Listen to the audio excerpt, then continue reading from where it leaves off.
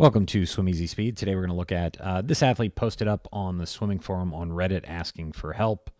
Wanted a critique of his stroke, so we're just going to dive right in. He had a bunch of different. He put up about an 8-minute video. I cut a lot of it down just to kind of the essential angles. And so what we want to look at here. So if you look at this arm on the recovery, so we'll zoom in a little bit. His head looks pretty buried. That looks pretty good. You typically want that somewhere between 30 and 40 degrees if he's a distance swimmer. And I think if I remember right from the post, he was looking to get better at distance swimming. Now, the issue is when we come over on this side and to breathe, you can see the change in angle of the shoulder off the water. So now we're closer to 60. And I'm going to show you some of the underwater after this. You'll get to see why that becomes important.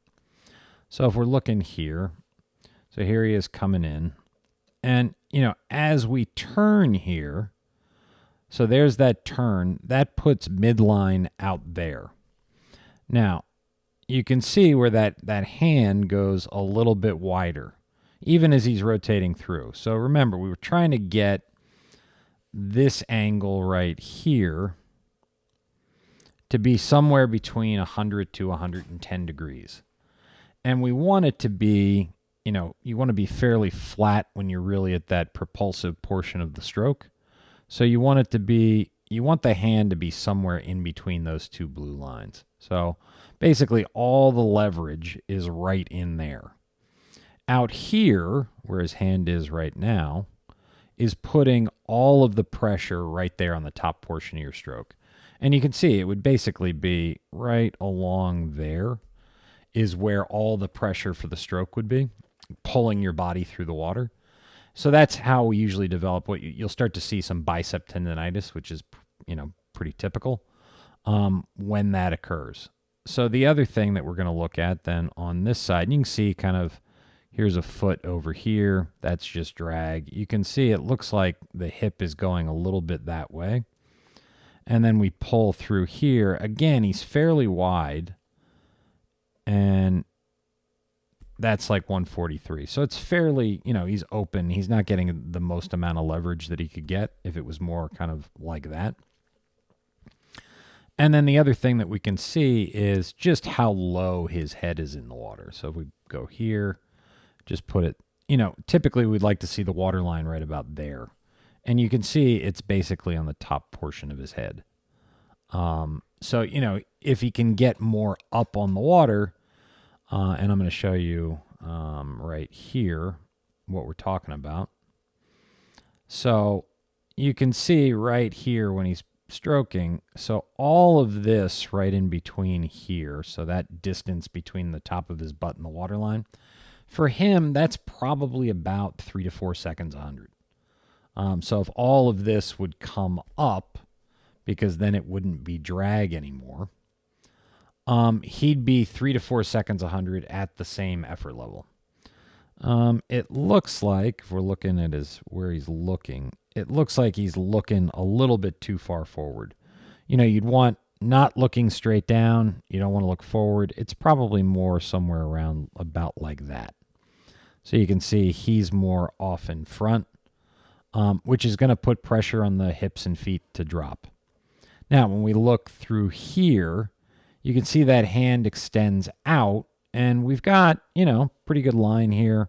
Wrist below elbow, elbow below shoulder. That looks pretty good. It's a little bit deep, but I think that's also because his head's so deep. And then he sets the catch, and he starts to pull, and that looks pretty good. And then let's go back and see the other arm. So then it almost looks like here where he's entering in elbow first. Again, it's because of this position on the water. And then on this one, it's more of, on this left side, it's more of he's just pressing straight down on the water. So you can see press, press, press, press, press. He doesn't really start pulling himself forward till right about there.